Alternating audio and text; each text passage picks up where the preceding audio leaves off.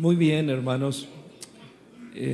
Quiero que me acompañen a leer allí en Josué capítulo 6, texto que leímos hace 8 días. Y quiero que leamos allí en el verso 20. Josué capítulo 6 y el versículo 20. Si lo tiene, puede decir amén. Muy bien.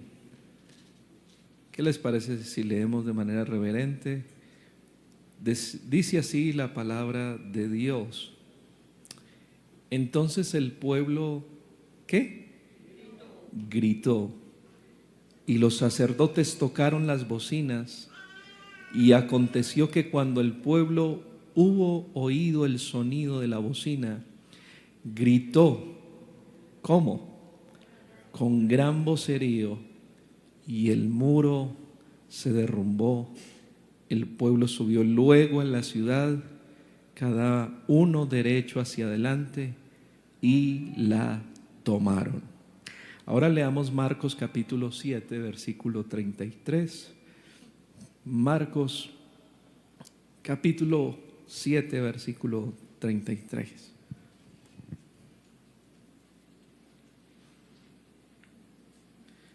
Muy bien. ¿Ya lo tienen? Bueno, dice así, Marcos 7:33, dice: y tomándole aparte de la gente, metió los dedos en las orejas de él, y escupiendo tocó su lengua, y levantando los ojos al cielo gimió, y le dijo: Efata, es decir, sé abierto. Al momento fueron abiertos sus oídos, y se desató ¿qué? La ligadura de su lengua, y hablaba bien. Amén. Pueden tomar asiento, sean tan amables. Quiero predicar esta mañana grito de victoria.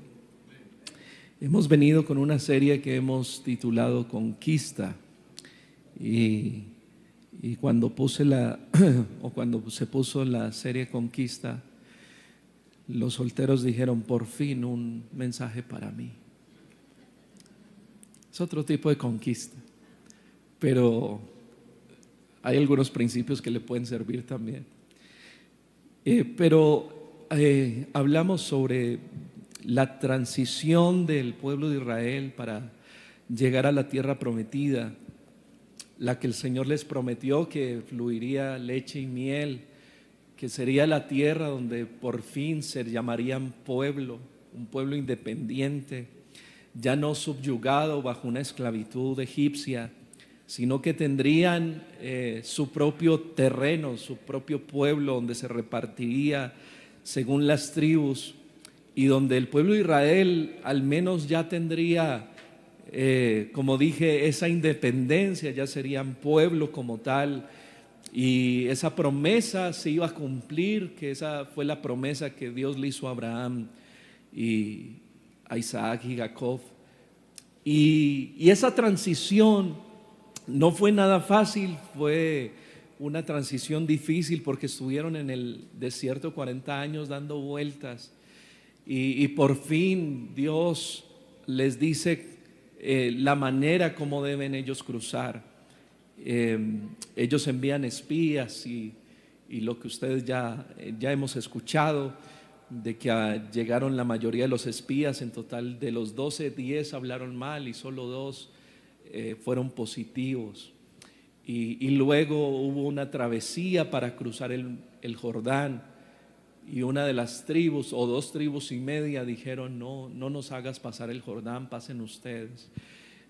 Así que pasaron por varias vicisitudes antes de llegar a la tierra, y ya se les atraviesa también Jericó, que era una ciudad amurallada con muros firmes y sólidos. Y allí, cuando se enfrentan también a esto que era Jericó, pues Dios también les da la estrategia para que se derrumbaran esos muros. Paradójicamente, Dios no les dice, mire, derriben los muros con instrumentos de guerra o qué sé yo, catapultas o otro artefacto para poderlas destruir. En este caso el Señor solamente les dijo: rodeen a Jericó, rodeen los muros una vez por cada día durante 7 días, y al séptimo día lo van a rodear 7 veces. En total dieron 13 vueltas a Jericó. Y lo llamativo de esto fue que estos muros se derrumbaron cuando el pueblo gritó. Y quiero hablar un poquito de esto del grito, ¿no? Hay personas que dicen: yo ni siquiera sé qué es gritar, yo nunca he gritado en mi vida. Alguna vez escuché eso. Se me hizo raro porque yo creo que todos en algún momento hemos pegado un grito, de una u otra manera. El grito ha acompañado siempre al ser humano, es uno de los instintos más primitivos, bien sea ante el dolor para hacerlo más llevadero, o como defensa ante un peligro, al igual que hacen los animales cuando se encuentran en una situación de indefensión o de confrontación. Son reacciones que se accionan al gritar ante situaciones que nos ponen en alerta. Sin embargo, ahora hay quienes le encuentran el lado positivo. En el caso de un inventor llamado Pep Torres, quien ha creado Screen Cabin, eso es una especie de una cabina para gritar en la oficina. En una de estas empresas se adoptó una habitación, un cubículo donde las personas que tenían un alto estrés tenían esa cabina, y les daban como alrededor de entre 3 y 5 minutos para que se pusieran unos auriculares, audífonos y demás. Una cabina insonorizada que tenía acústica y demás, donde ahí pudieran digamos detonar todo ese estrés, esa adrenalina, y pudieran gritar hasta que se les fuera el estrés. Así que esto lo han desarrollado en varias empresas, especialmente en Europa, y también en complejos de hoteles y demás. Una escapada con el único objetivo de gritar. Hay un hotel allá en Cádiz, en España, donde las personas pueden ir a ese lugar, y hay una cabina especial donde está con la vista al mar. Allí pueden gritar todo lo que quieran las personas que vienen con un alto estrés. Eso inclusive les vale, eso tiene hasta un precio, como quien dice, para que usted grite eso tiene un precio, y vale 180 euros por si a alguno se le antoja a ir allí a gritar y a desestresarse, ¿no? Entonces, en este caso, el grito se volvió algo médico. Los psicólogos dicen que es una forma de usted, digamos, exorcizar su estrés y de alguna manera como sentirse un poco más liviano, por lo menos momentáneamente. La psicología dice que gritar libera el estrés y libera la adrenalina. Primera de Crónicas 15:27 dice que David iba vestido del manto de lino fino, y también todos los levitas que llevaban el arca, asimismo los cantores y el director del canto. Entre los cantores, David además llevaba encima un efod de lino. Así todo Israel iba subiendo al arca del pacto con aclamaciones, con sonido de bocina, con trompetas, con címbalos muy resonantes, con arpas y liras. Y toda esta manifestación de júbilo era motivada por llevar el arca del pacto. Escuche esto: en donde, según enseñan las escrituras, estaba manifestada la presencia de Jehová. Evidencia que todos estos hechos eran vinculantes a un acontecimiento de guerra. Cada vez que el pueblo se encontraba en situación de guerra, ellos no iban, como quien dice, con una cara sensible o romántica. Ellos iban como animales feroces a ir a la guerra. Ellos iban determinados a conquistar lo que Dios les había dado. Y como fórmula o estrategia militar, igual que ocurrió con Jericó, dice la Biblia: y aconteció que en cuanto el arca del pacto del Señor entró en el campamento, todo Israel gritó con gran voz y la tierra empezó a temblar. Al oír los filisteos el ruido y el clamor de los israelitas, dijeron: ¿qué ruido es ese? ¿Qué significa todo esto? Entonces comprendieron que el arca estaba en medio del pueblo de Israel y temieron con gran temor, porque dijeron: ese es el Dios que abre mares, ese es el Dios que hace milagros y prodigios, y delante de él tiembla toda la tierra. Entonces el grito, especialmente, que tiene el sentido muy importante. ¿Qué sentido tiene este grito? El grito de júbilo, el grito de guerra. Definamos primero el término.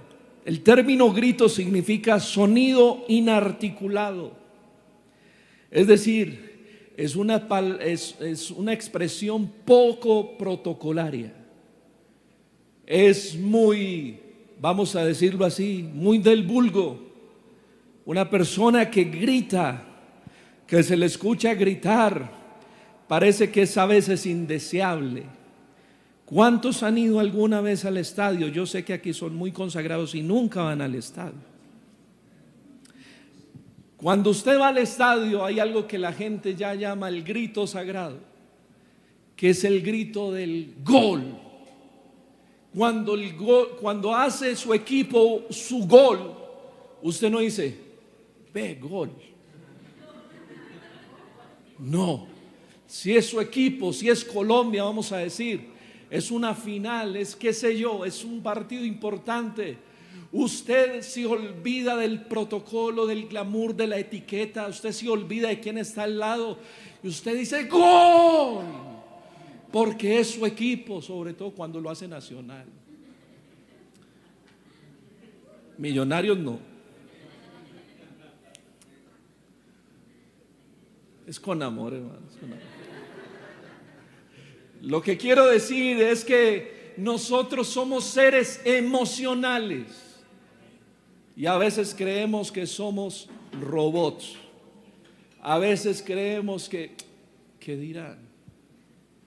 Y si pego un grito aquí de gloria a Dios, no, donde no le luce a mi corbata.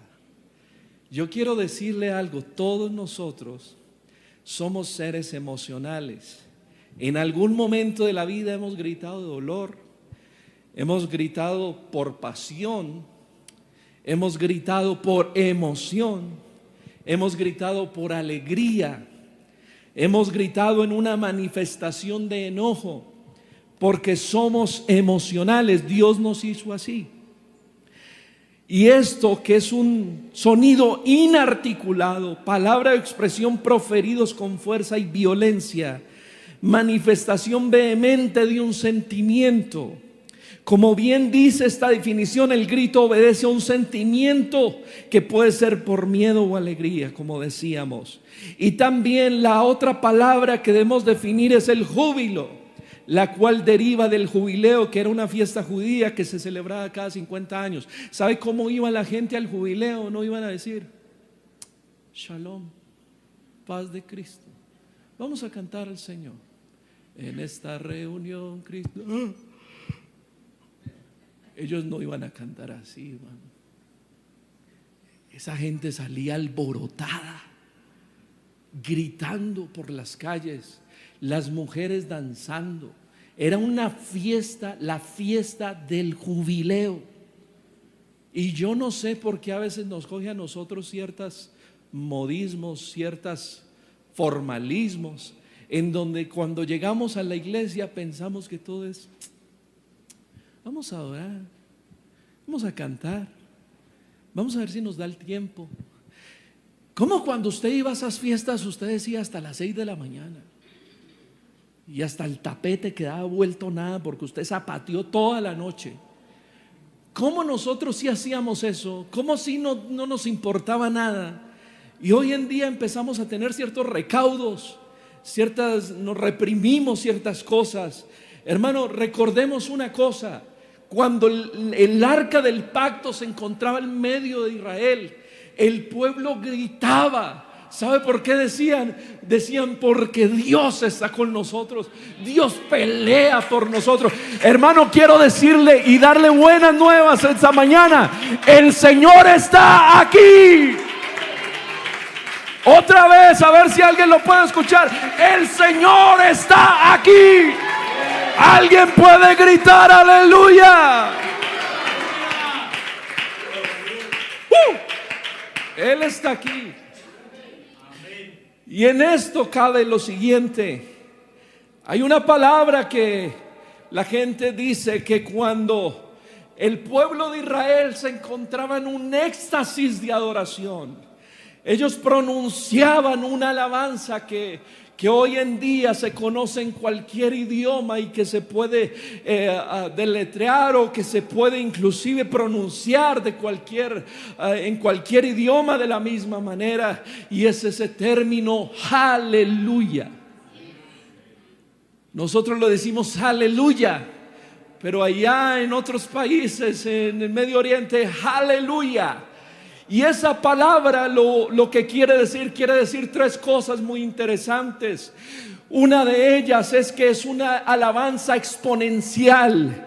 Quiere decir que cuando tú dices aleluya, tú no estás diciendo una vez Dios es bueno, gloria a Dios, alabado sea el Señor. Estás diciéndolo elevado en la potencia, que quiere decir 1000 veces mi Dios sea alabado.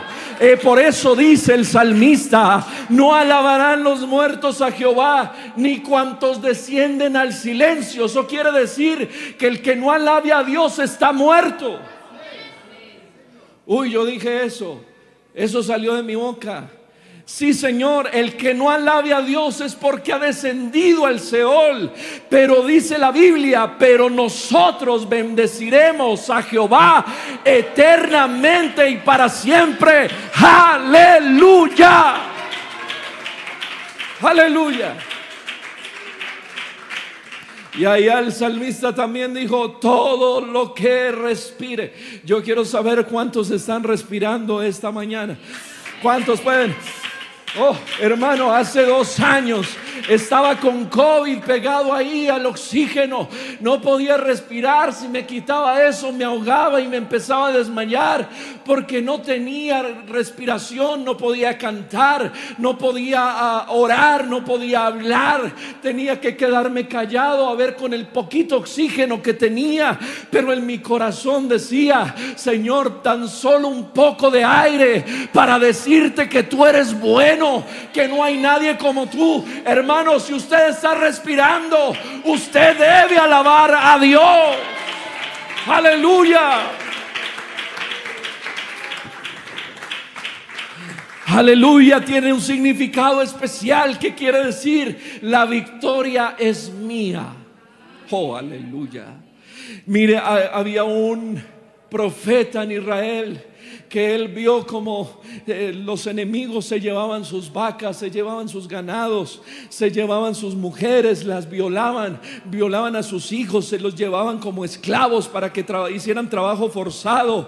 Y cuando el profeta ve toda esa desolación, ve el humo que subía por las casas cuando las quemaban, y cuando veía todo ese desierto, todo ese desazón, dice él y eleva estas palabras: aunque la higuera no florezca, y aunque falte el producto del olivo, aunque los labrados no den mantenimiento, y aunque las ovejas sean quitadas de la majada y no haya vacas en los corrales, con todo, aleluya, yo me alegraré en Jehová y me gozaré en el Dios de mi salvación. Jehová el Señor es mi fortaleza, el cual hace mis pies como de ciervas y en mis alturas me hace andar. Yo quiero decirle que tú y yo no estamos en derrota. Tal vez le estoy hablando a alguien, no, tal vez no, estoy seguro que le estoy hablando a alguien que está pasando por momentos difíciles y dice: ¿por qué nos está pasando todo esto? Yo quiero decirle que ahí es donde tenemos que decir aleluya. aleluya. ¿Sabe por qué? Porque esa batalla que estás librando, el Señor también la pelea por nosotros. Hermano, yo quiero decirle, la victoria es nuestra. Aleluya.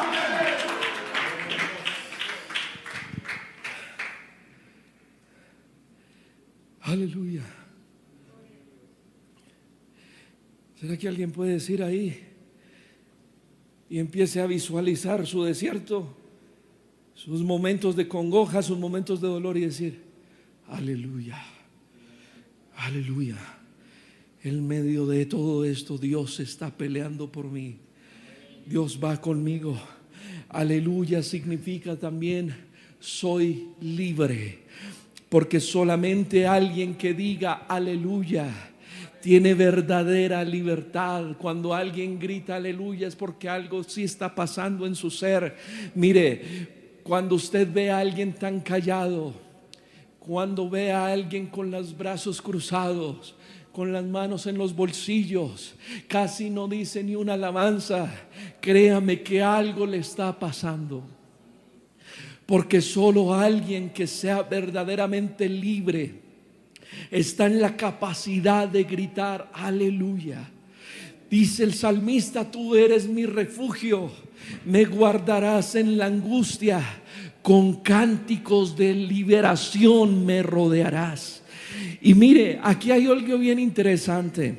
El Señor se encuentra con un hombre sordomudo, y dice la palabra del Señor que ese hombre, pues por obvias razones, no podía hablar.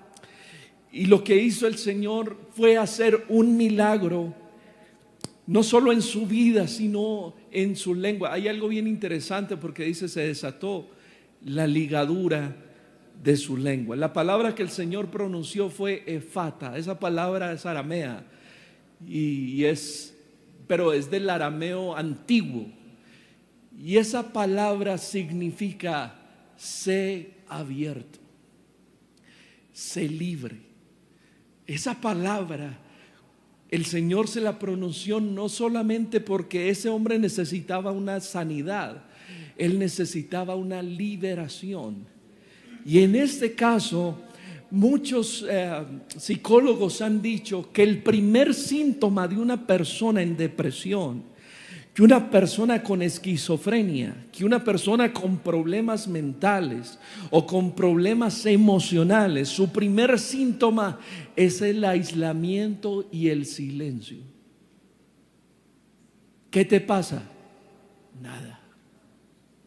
¿Estás bien? Hey, ¿quieres ir a comer?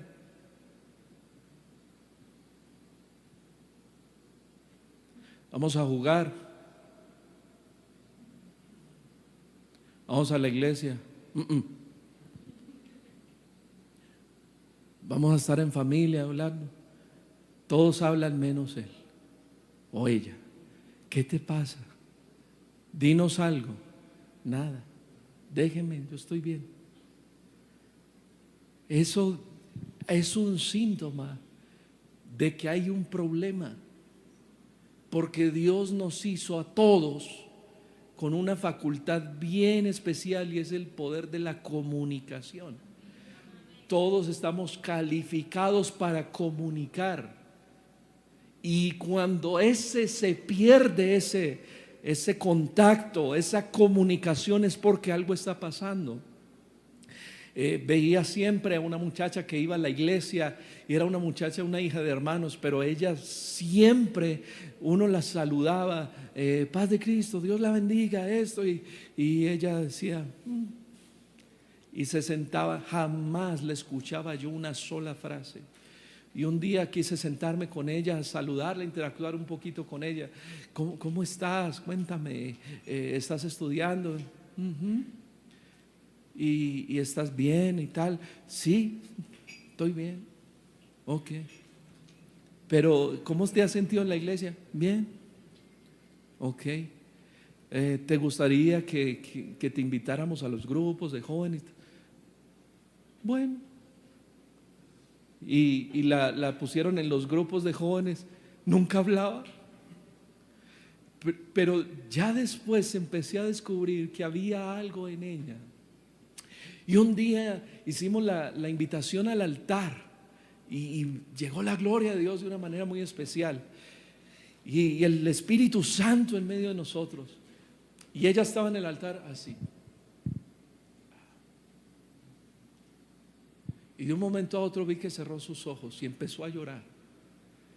Y yo, bueno, ahí hay algo. Hay una manifestación, por lo menos algo pasó. Y de un momento a otro vi que levantó una mano. Y yo, gloria a Dios. Y yo a la distancia la estaba viendo y yo, Señor, que levante la otra mano. Y llega y levanta la otra mano, hermano. Y empieza así, pero era así en silencio. Pero de un momento a otro, hermano, la escuché gritando, Señor. Y todos sus padres se quedaron mirándola como, ¿qué pasó aquí? Esta no es nuestra hija. Y cuando empezó, hermano, soltó la lengua y empezó a hablar en otras lenguas. Y Dios a llenarla con el Espíritu Santo. Y de un momento a otro fue de las últimas que se fue del altar. Y cuando menos pensamos, ya estábamos viendo una muchacha ya más hablando. Y ¿cómo está, pastor? Yo, me está preguntando cómo estoy. Y yo, bien. Es decir, pero ¿sabe qué ocurre? Que nosotros necesitamos, hermano, urgentemente tener una actitud de adoradores. ¿Qué es una actitud, hermano? Una actitud es algo que demuestra algo, es el poder de accionar. ¿Sí me explico? Es accionar algo. Mire, se han hecho experimentos en varias partes del mundo. Las personas que están abostezando, si aquí hubiera gente y gente que me ha preguntado, hermano, ¿por qué ustedes no dejan gente ahí adelante en el altar para que los pastores, que los ministros, que los músicos? ¿Sabes por qué? Porque no queremos distraerte. Por esa razón. Porque hay veces están todos ahí al frente. Y cuando uno mira a la iglesia, todos automáticamente están abostezando. Hermano, porque esto es contagioso. Las emociones son contagiosas. Arrímese a alguien que esté abostezando todo el tiempo. Usted abosteza por sí o sí. Como que el cerebro lo dice, abostece usted también ya. Como una orden automática. Porque las acciones o las emociones demostradas son contagiosas. Entonces se subió alguien con un experimento social a un tren y empezó a reírse con su tablet ahí, a reírse y a reírse y a las carcajadas. Y entonces, claro, la gente lo veía y también le da risa. Y no estaba viendo ni el video, ni estaba viendo, pero le da risa. Ja, ja, ja. Y también se reían a carcajadas, pero porque es contagioso. Yo por eso no soy maestro de los niños. Porque yo no soy de correr y dar vueltas y con ellos y tal. Yo doy vuelta y corro aquí, pero allá con ellos no. Entonces otros sí hacen eso. Lo que quiero decir es que nuestras acciones demuestran algo, hermano. Y lo que nosotros necesitamos es también tener actitud de adoradores. Y cuando Israel se enfrentaba a la guerra, ellos iban con una actitud de fieras. Porque ellos no podían llegar ahí como muy modestos, como muy tranquilos, vamos a conquistar la tierra que Dios nos dio y con permiso y buenas tardes. No, Señor, ellos llegaban con una actitud como diciendo, esta tierra es nuestra, el Señor ya nos la dio. Hermano, yo quiero que usted en esta hora, usted y yo empecemos a hacer algo. Empecemos a accionar nuestra fe. ¿Se acuerdan del ciego Bartimeo? Estaba ahí en el camino de Jericó. Ese hombre tuvo una actitud. Todo el mundo sabía que estaba ciego, pero él empezó a preguntar, ¿qué es ese alboroto que oigo? ¿Quién está pasando por aquí? Le digo, está pasando Jesús Nazareno. ¿Qué? Y él dijo, Jesús Nazareno. Y él no podía ver.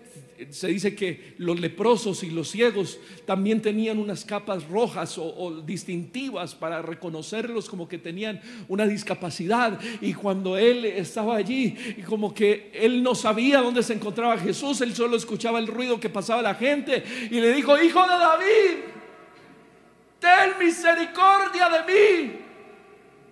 Y cuando la gente escucha todo ese alboroto, pues había mucha gente hablando, pero él pegó el grito como diciendo, es la única manera que él me pueda escuchar. Y todos estaban ahí y empezaron a reprenderlo, a decirle, cállate, estás muy alborotado, cállate, bájale a la voz, deja de ser así, no respetas al maestro. Y él dice la Biblia que antes gritó más fuerte. Hermano, yo quiero decirle que cuando se trata de accionar la fe no es un sentimiento, la fe es una actitud. Yo no puedo dejarme llevar de sentimientos. Hay gente que dice, ¿recibiste el Espíritu Santo? Sí, confírmalo. ¿Se acuerdan? ¿Recibió el Espíritu Santo? Dígale al Señor que lo confirme. Para todo pedimos confirmación de Dios. Señor, si es tu voluntad servir, confírmame. Señor, si es tu voluntad dar una buena ofrenda hoy, confírmame. ¿Por qué para las cosas de Dios hay que pedir confirmación? Pero para las cosas cotidianas de la vida no pedimos confirmación. Cuando estás comiendo en tus alimentos, no dices, Señor, confírmame si esta comida es real o no. Señor, confírmame si me tengo que bañar hoy o no. Simplemente son cosas que tú ya sabes que se dan por sentado. Y en este caso la fe tiene que funcionar así. Las cosas que no vemos como si ya existieran. Me estoy explicando, hermano. Llegó la mujer Marta y le dijo, Señor, ya. Y el Señor te ha dicho, no te he dicho que si crees verás la gloria de Dios. Hermano, ¿cuántos creen de verdad que pronto esta iglesia va a tener un lugar donde nos vamos a... Yo quiero saber si alguien lo cree. Yo quiero saber si vamos a tener una fecha de bautismos pronto y donde vamos a tener una cosecha de bautismos en el nombre del Señor. Hermano, usted no dice, vamos a ver si llega la gente. No, Señor, vamos por ellos porque el Señor ya no los dio. Hermano, si Dios ya no los dio, vamos a pisar la tierra que Él nos dio. Es decir, la fe no se mueve por sentimientos. La fe se mueve por el creer. Yo tengo que creer antes de ver las cosas. Si el Señor, yo siento eso en el Señor, en mi corazón he sentido eso. El Señor como diciéndome cuando veníamos en el avión para aterrizar aquí en Medellín, y el Señor me decía, ya te di este lugar, ahora ve por él.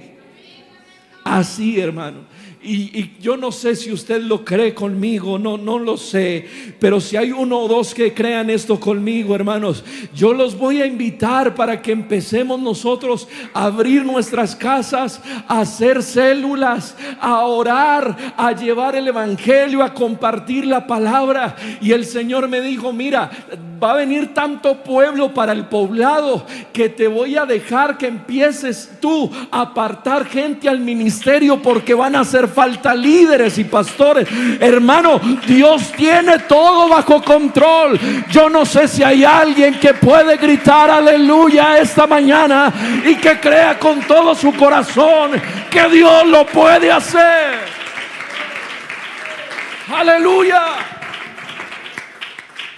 Y allá estaba ese hombre, hijo de David, ten misericordia de mí.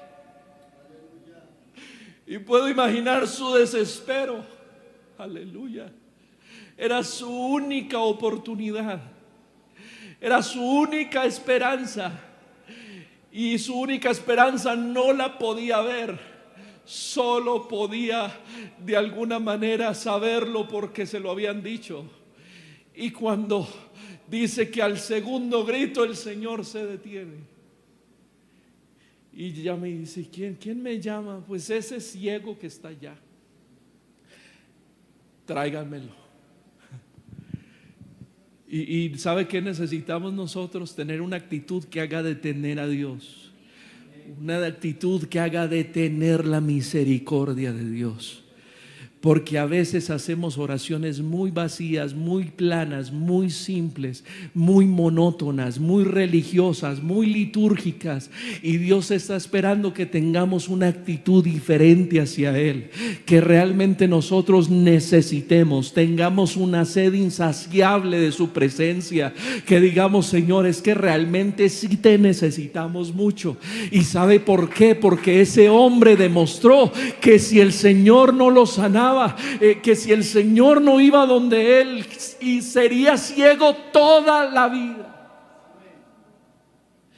Y yo quiero decirle que hay gente que se ha perdido de bendiciones de Dios porque no han tenido una verdadera actitud para buscarlo.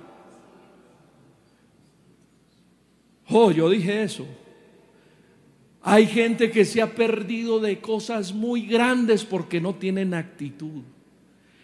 Yo le voy a decir esto: si el pueblo de Israel no hubiera tenido la actitud de dar esas 13 vueltas, ¿usted imagina que le digan a uno: vea, denle 13 vueltas al poblado y yo les doy ese sector? Yo sé que muchos dicen: oigan a este, o no, démosle la vuelta al Sheraton, ya, 13 vueltas. Y ¿sabe qué dicen algunos? Oigan a este emocionalista, oigan a este que está pensando que somos qué o qué, títeres pues. Entonces vamos hermano, esa gente tenía una actitud de fe y empezaron a recorrer. Y les dice Josué, y les dice: y cuando toquen las bocinas y cuando toquen los instrumentos, vamos a gritar. Y todo el pueblo listo para que recibieran la orden para dar el grito. Ustedes saben cuánto tiempo estaban teniendo ese grito retenido ahí, hermano, esperando. Cuando les da la orden Josué, gritan de tal manera. ¿Qué gritaron? No sé. El tema no es el grito, es la actitud. Es una fe en acción. Eso es lo que quiero decir. No estoy diciendo que aquí el grito sana, no estoy diciendo eso. No estoy diciendo que el que más brinque más bendición va a recibir. No, estoy diciendo que nuestras emociones tienen que reflejar una verdadera actitud. El salmista dijo: bendice alma mía a Jehová y bendiga todo mi ser. El ser está compuesto de alma, espíritu y cuerpo. Hay gente que adora a Dios solo en el alma y en el espíritu, y está bien, pero tú tienes que adorar a Dios también en el cuerpo. Yo no sé cuántos tienen manos aquí esta mañana. Yo no sé cuántos tienen voces esta mañana. Yo no sé cuántos tienen un corazón para adorar. Aleluya. Alabado sea el nombre del Señor. Ya voy a ir a terminar. Pero escuche esto bien, que esto es bien bonito, hermanos. Mire, llega el Señor y le dice: ve al ciego, ¿qué quieres? Que recobre la vista. Era su única consigna: recobrar la vista, recibir la vista. Y el Señor, compadecido y por su misericordia y por la fe de ese hombre, yo le digo, si ese hombre se hubiera callado cuando le dijeron que se callara, tal vez no hubiera recibido nada. ¿Sí me estoy explicando? Pero ese hombre tuvo una actitud a tal modo que él gritó otra vez, y el Señor le dice: tráigame, lo sana, hermano. Usted se imagina a ese hombre alabando a Dios por todo el camino, diciendo: el Señor, Él me sanó, Él me sanó. Y yo quiero decirle, hermano, que usted está a punto de recibir un milagro de Dios. Y Dios está esperando que usted tenga una actitud de fe. Te has conformado con las oraciones que has hecho y Dios te está diciendo: ve más allá, sé más intencional. Y no le estoy diciendo aquí como el misticismo de que usted simplemente tenga fe y ya. No, estoy diciéndole que tenga una actitud de fe. Y aquí hay algo bien especial, y es lo siguiente: La incredulidad no nos permite ser libres y cierra nuestros labios, cierra nuestra boca. Proverbios 6:2 dice: te has enlazado con las palabras de tu boca y has quedado preso en los dichos de tus labios. A veces hablamos de manera más negativa que en fe. Hablamos demasiado negativo. ¿Vas a ir al culto? Es que no se va como a llover. Ese sol es de pura lluvia. Me está doliendo la garganta. Yo creo que me va a dar una gripa o eso es COVID. Y si sigo así me van a entubar. Hay gente que habla así. Hay gente que dice: yo no voy a ir donde la suegra. ¿Para qué voy a ir para esas comidas son vinagres allá? Actitud. A veces hablamos así. ¿O seré yo el único que a veces habla así? Que a veces somos derrotistas hasta para hablar. Hermano, pero la iglesia del Señor tiene que hablar conforme al Dios que ésta tiene. Tenemos un Dios todopoderoso, no le queda grande nada. Es el dueño absoluto del universo.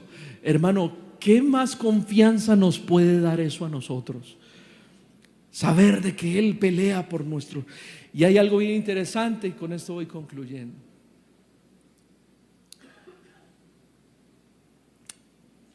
El Señor mismo proclamó una palabra de victoria en uno de los sucesos más impresionantes que ha vivido la historia de la humanidad. Una de las palabras finales de Jesús en el Calvario fue ese fatídico día cuando le crucificaban y Él pronuncia la siguiente palabra: consumado es. Que algunos creen que fue como un gemido de derrota, porque dijeron como: aquí se acabó todo, aquí hemos terminado todo. En tanto otros afirmaban que Él estaba sellando el fracaso de toda su misión salvífica que no pudo completar, así que pudo decir solamente: consumado es. Consumado es no es un grito de frustración.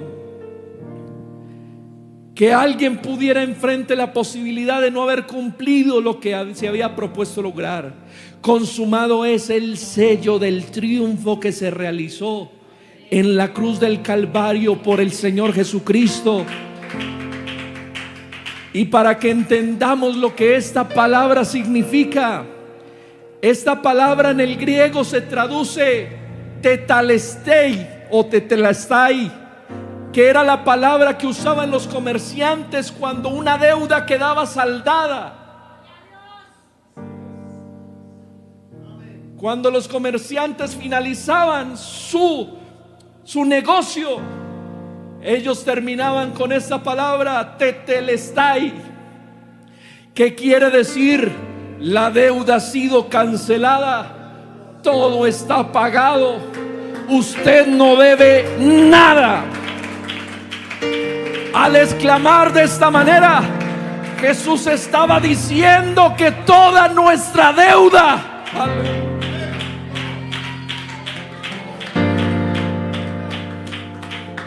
que toda nuestra deuda había sido cancelada por sus pecados, que todas mis deudas y mis iniquidades y transgresiones ya habían sido clavadas en la cruz del Calvario. Ese acta de decretos fue clavada en la cruz. Podemos decir esta mañana que tenemos victoria en el Señor.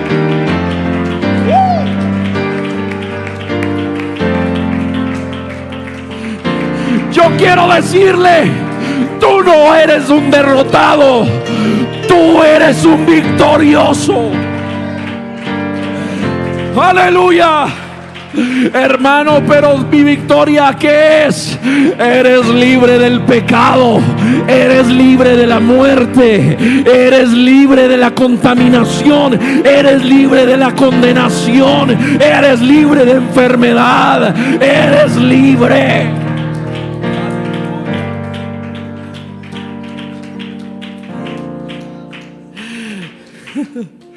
Si Jesús pudo decir casi como tienes victoria, si lo dijo en una cruz clavado, desangrándose, hermano, cuánto más nosotros podemos decir que somos más que vencedores. ¿Sabe por qué? Porque el guerrero de esta iglesia ya peleó esa batalla. Hermano, podemos decir que las batallas que estás librando ahora, hay victoria en el nombre del Señor Jesucristo. No tenemos en esta cuenta ya ha sido saldada. Y dice la Biblia que el Señor exhibió públicamente a todos los principados y a todas las potestades, a todo el infierno lo expuso allá en la cruz. ¿Sabe para qué? Para decirle a la iglesia: tú tienes victoria en mi nombre. A ver, algún victorioso en esta mañana. Yo quiero saber si hay una actitud de victoria esta mañana. A ver si alguien se puede colocar en pie de esa silla y darle un aplauso al que reina, al que vive, al que es vencedor. Sarrabasita ramasana marabasata rabasita.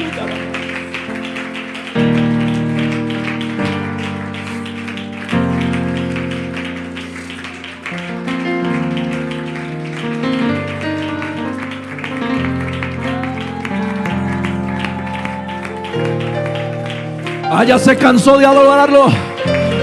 Ya se cansó. A ver, hermano, los que están en el estadio gritan por más de 2 horas a un equipo que acaba de perder, pero yo quiero darle buenas nuevas. Aquí solo hay victoria en el Señor. Algunos gritan gol, nosotros gritamos aleluya.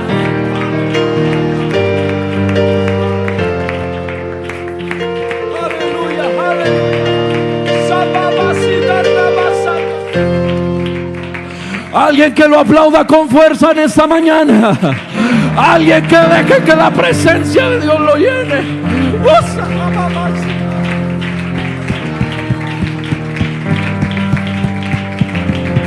Aleluya, aleluya, aleluya. Diga aleluya. Diga en medio de mi problema, aleluya. Diga yo soy libre, aleluya. 1000 veces Dios se ha alabado, aleluya, aleluya, aleluya. Aleluya, aleluya.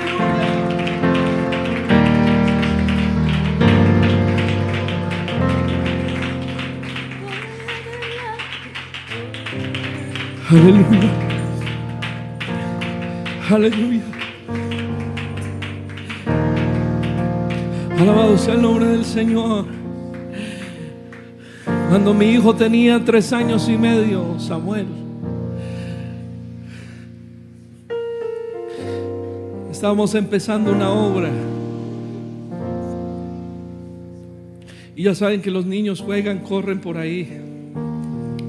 Y él se cayó ahí en el baño, y cuando fuimos y miré su rodilla estaba torcida, esta rótula estaba hacia el otro lado. Y la angustia que sentimos en ese momento fue la sola sensación de verlo como estaba. Y lo llevamos a la cama y él estaba pálido, estaba a punto de desmayarse. Y mi esposa dice: llamemos a una ambulancia, llamemos a alguna parte, no sé, llamemos, hagamos algo. Y yo estaba ya pasando por el umbral de la puerta de la habitación y ya estaba a punto de llamar a ver quién me ayudaba a llevar al niño al hospital. Y me habló el Espíritu Santo.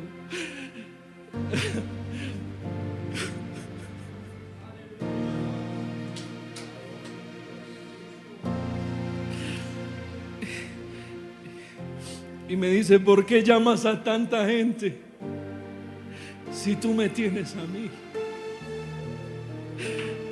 Y era verdad, porque estábamos casi en medio de la nada.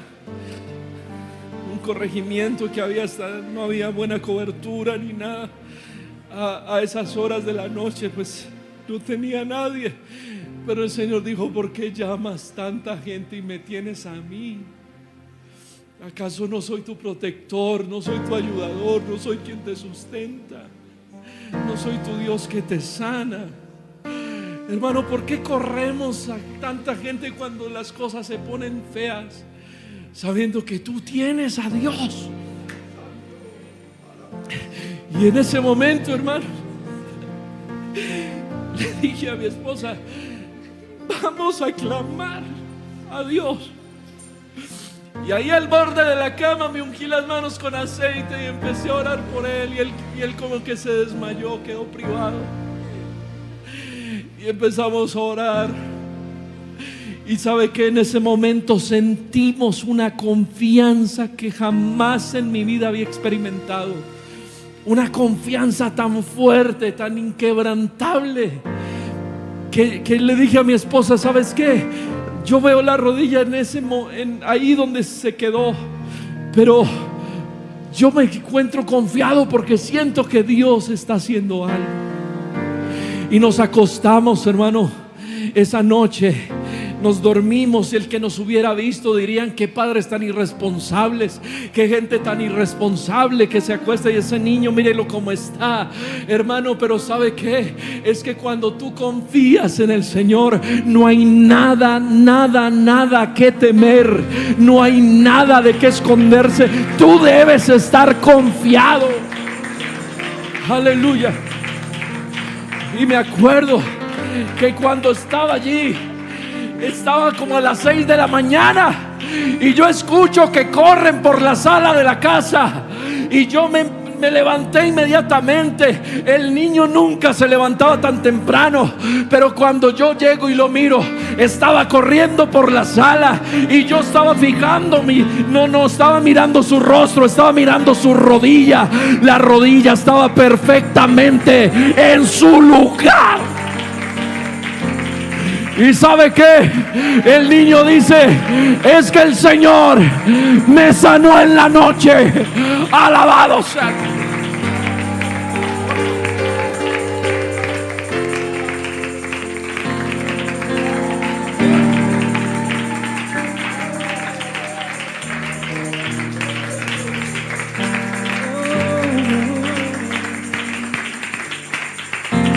Aleluya.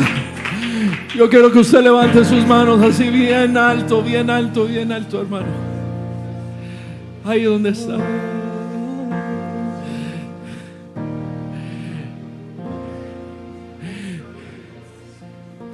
El Señor está esperando tu clamor. Un verdadero clamor.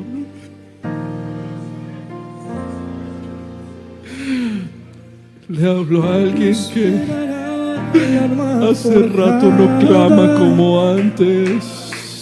La oscuridad no prevalecerá,